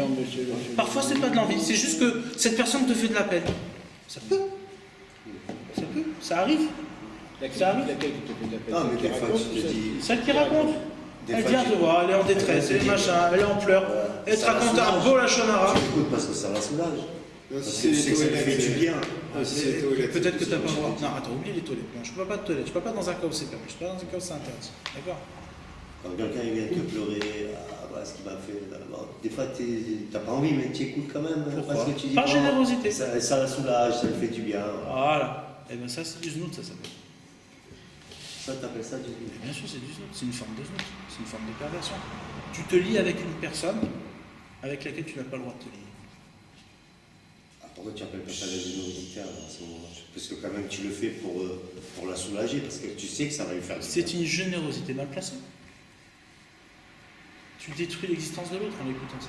Non, ça, c'est parce que c'est le lâchement. Ça voudrait dire que si quelqu'un, par exemple, ne se plaint pas à toi, qui va se plaindre à Dieu que quelqu'un lui a fait du mal, Dieu ne l'écoutera pas. Hachem, ça n'a rien à voir. On parle d'une prière, on parle de quelque chose. Le lachonara, encore une fois, le lachonara, Dieu il peut faire du lachonara sur tout le monde. Pourquoi? Parce qu'à Kol Galoï, tout est révélé devant lui. On s'en fiche. Ça n'a rien à voir. Ça n'a rien à voir. C'est pas du lâchement, c'est de la vérité. Quoi. Dieu il met. Non, mais C'est exactement. quelqu'un qui dit qu'il veut se plaindre, qu'on lui a fait du mal, que parce qu'il. Non, il prie Hachem qui le délivre, qui l'aide. Chacun il a son truc. Non, tordu. Attends, ce qu'on veut, c'est que le fait de se lier par l'écoute, etc., avec quelqu'un, et que c'est une relation interdite, en fait, c'est ça? Oui. C'est pour ça que c'est du C'est une forme de relation interdite, Tout bien à sûr. fait. Mais on fait, disons, on fait pas souvent, enfin, moi je n'avais pas fait jusqu'à présent, le lien entre ça et ça. C'est-à-dire que ça pouvait effectivement être de la même, du même dame, c'est de la même étoffe. Voilà. Se lier Surtout avec- dans la parole. Ouais. Surtout dans la parole, puisque la parole c'est une forme de liaison. Bien sûr. C'est une liaison. D'accord? Donc les midot, donc maintenant à l'inverse, ça c'est pour celui qui est généreux. Maintenant celui qui est rigoureux, la rigueur c'est aussi très important.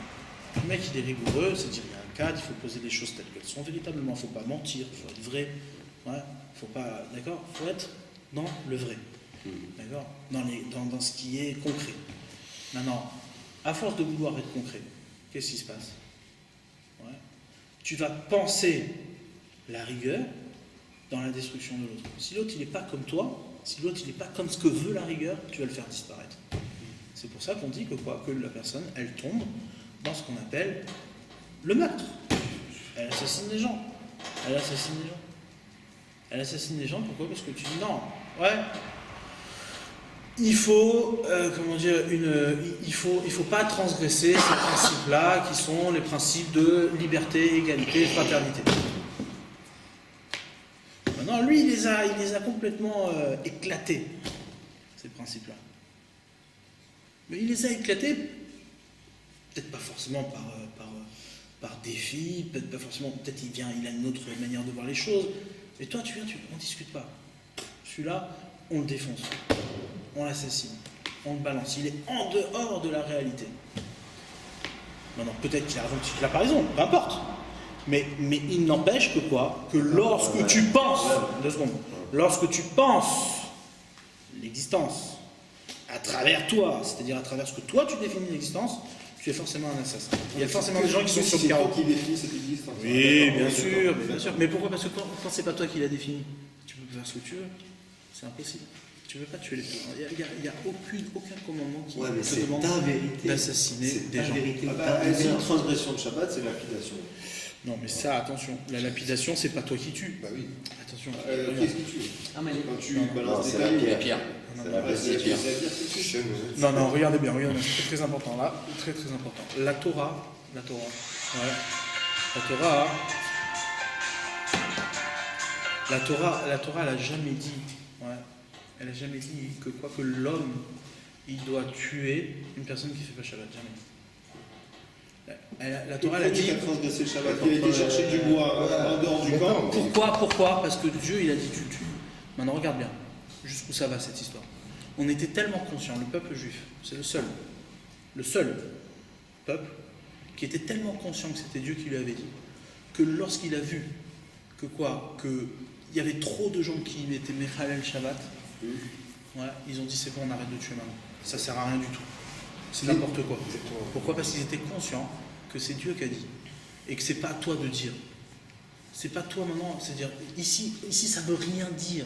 Jamais la Torah. Les gens ils disent oui, tu vois bien, il y a la peine de mort dans la Torah. C'est des bêtises. Et puis il n'y a pas de peine de mort dans la Torah. La peine de mort, c'est l'homme qui décide de tuer une personne parce qu'elle est néfaste. Mais dans la Torah, ça n'existe pas, ça. Dans le cas présent. Pas une seule fois dans la Torah, on voit un homme qui décide de tuer une personne parce qu'elle est néfaste. Jamais de la vie. Dans le cas où tu parles là, de la personne qui avait été chercher le bois dans dehors du camp. Là-bas, c'était un enseignement de Dieu direct. Je suis d'accord avec toi. Dieu vient te dire, on le. Pourquoi Dieu il a dit ça? Pourquoi Dieu il a dit ça? Je t'écoute. Pourquoi il a dit ça? Parce que Moshe lui a demandé. Qu'est-ce qu'on fait dans ce cas-là? Mais s'il lui avait pas demandé. Bien sûr que oui. Mais non, pourquoi? Mais non. Pourquoi tu crois qu'il n'y avait que lui qui faisait pas. Oui, c'était le seul. C'est pour ça que c'était un cas exceptionnel. On dit qu'il a Il voulu n'y a faire ça. personne d'autre qui a été marié C'est le Shabbat seul, pendant c'est le seul, il a fait 40 ans. Non, c'est le seul. J'ai du mal. J'ai du mal. Ils vivent dans le désert, ils ont reçu la Torah face à face. Non, mais bon. Qu'est-ce qu'il lui a pris à ce mec-là? Il avait son compte, il faut voir exactement ce qu'il y avait là-bas. Chaque cas est approfondi. Mais en tout cas, c'est évident que c'était la seule personne. C'était la seule. C'est la seule personne dans 40 ans qui a été Mechalel Shabbat pendant 40 ans. Il me semble qu'il y avait quand même au sein d'un Sanhedrin, ils avaient fait ils ont dit on va pas faire une deuxième fois parce que sinon on va nous traiter d'assassin. C'est ça qui est marqué. La Mishnah dans Makot, elle vient, elle détermine. Elle détermine c'est quoi un Beddin, assassin ou pas. D'accord. Elle te dit, alors chacun il a son avis. Alors, à la fin, c'est un Beddin qui a tué une personne en 70 ans, c'est un Beddin assassin. Mais il n'y a pas dit ici qu'il y a eu lieu ou il n'y a pas eu lieu. Mais encore une fois, c'est pas la question. La question, c'est quoi? C'est si on entend la parole d'Hachem dans le monde. Ouais, alors à ce moment-là, oui, ça existe, parce que c'est lui qui t'a dit de le faire. Mais lorsqu'il y a plein de gens qui sont Mechalel Shabbat et que la voix de Dieu, elle ne s'entend plus, on l'entend plus, il n'y a personne qui parle à personne, il n'y a plus de prophète, il n'y a plus rien. Ouais, mais bien évidemment, tu ne vas pas déterminer la vie d'une personne à partir de ce que toi, tu juges. Parce que toi, tu as décidé, oui, Shabbat, il faut tuer des gens. Non, mais tu le fais. Tu peux tuer Tu le fais pas comme ça, tu le fais par rapport à la Torah.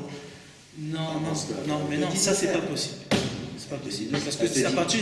Si Si tu le fais à partir de. Si tu es Mechalel Shabbat, tu es Chayav Mita. Non, elle te dit, tu as raison, Non, le pshat, c'est elle comme dit si ça. Dieu te le disait. Mais à partir du moment où toi, tu n'entends plus Dieu et que tu fais la Torah à partir d'une transmission, alors tu ne peux plus décider de la vie d'une personne.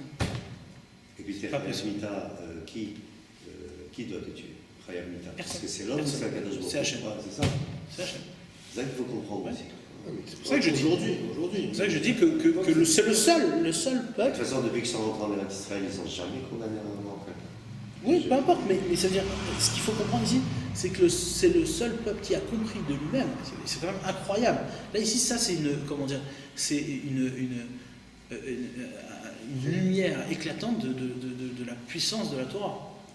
C'est-à-dire, la Torah orale, ouais, en général, une Torah orale, enfin, je parle d'un enseignement oral, est beaucoup plus sévère que l'écriture. Ouais, beaucoup plus sévère. Parce que l'homme, il donne à l'oralité toute son indépendance et toute sa liberté, d'accord? Et il dit n'importe quoi. C'est la preuve que tu as tous les interdits des Rabbanan, que tu n'as pas les interdits de la Torah. Oui, sauf que les interdits des Rabbanan. Les interdits des Rabbanan, ils sont là pour faire exister la Torah. Mais regarde bien, ici, jamais, c'est quand même impressionnant. C'est-à-dire, dans la Torah, jamais on voit qu'un type, il est arrivé, il a dit ouais, non, il n'y a pas eu de guerre interne au nom de la Torah de tuer une personne. Jamais. Jamais. Sauf des gens qui n'étaient pas dans la Torah. Mais des gens qui étaient dans la Torah, jamais. On va dire que quand le peuple d'Israël il fait la guerre contre quelqu'un, parce qu'il a décidé de faire la peur par rapport à un territoire. C'est parce que Hachem lui a demandé. Non, mais là maintenant, actuellement. Actuellement, c'est pour se défendre. C'est tellement vrai. Ça. Jamais pour aller conquérir, jamais pour agresser. L'histoire d'Amalek, c'est tellement vrai, mais je viens de penser à ça. Kadosh Baruch Hu t'ordonne de le tuer. Si t'as pas ça, tu fais rien. Sinon, c'est pas les hommes qui ont dit qu'il faut le tuer. D'ailleurs, la preuve, c'est que Shaoul, il a plongé dans cette histoire. Non seulement il t'ordonne, mais tu fais pas. Et c'est ça le pire. D'accord. Et ça c'est la preuve des midotes d'Israël. C'est-à-dire quoi? C'est-à-dire qu'elles ont compris que leur existence, elle démarrait à partir de leur propre, c'est-à-dire à partir de la conscience de l'absence que crée ce désir d'exister à travers soi-même. Ouais. Quand tu as compris ça, alors là, il y a des midotes qui peuvent pousser. Il y a ici une relation avec Hachem. C'est la première étape de relation qui existe entre Hachem et l'homme, c'est-à-dire les midotes. C'est-à-dire par notre comportement, on parle ce que Hachem il parle. Mais ce n'est pas nous-mêmes qui parlons. D'accord? L'absence, tu parles, c'est la conscience de l'absence d'Hachem, c'est ça? La conscience de l'absence, c'est-à-dire à partir de l'absence d'Hachem, c'est-à-dire quand je pense l'absence d'Hachem comme étant ma présence à moi à partir de moi-même, alors lorsque je vis là-dedans, je découvre combien la présence d'Hachem elle est nécessaire au-delà de cette absence-là, au-delà de la liberté que j'ai d'exister.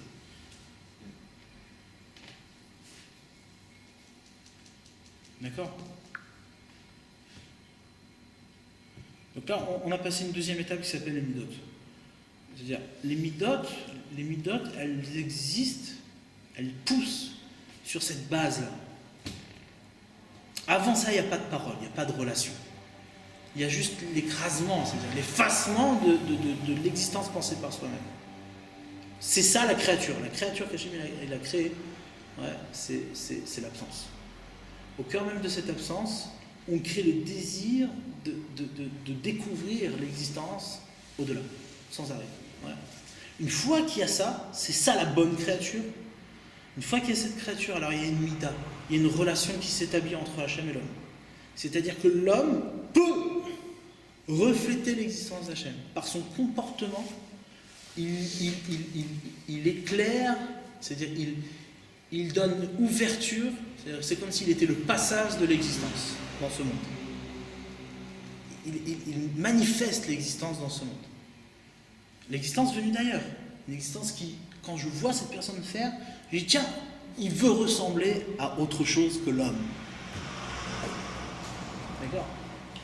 C'est comme un passage à la mesure de l'homme. Une espèce de lumière qui vient d'ailleurs, qui est infinie mais qui est à la mesure de l'homme. D'accord? Ça c'est la deuxième étape, et la troisième étape on la verra la prochaine fois.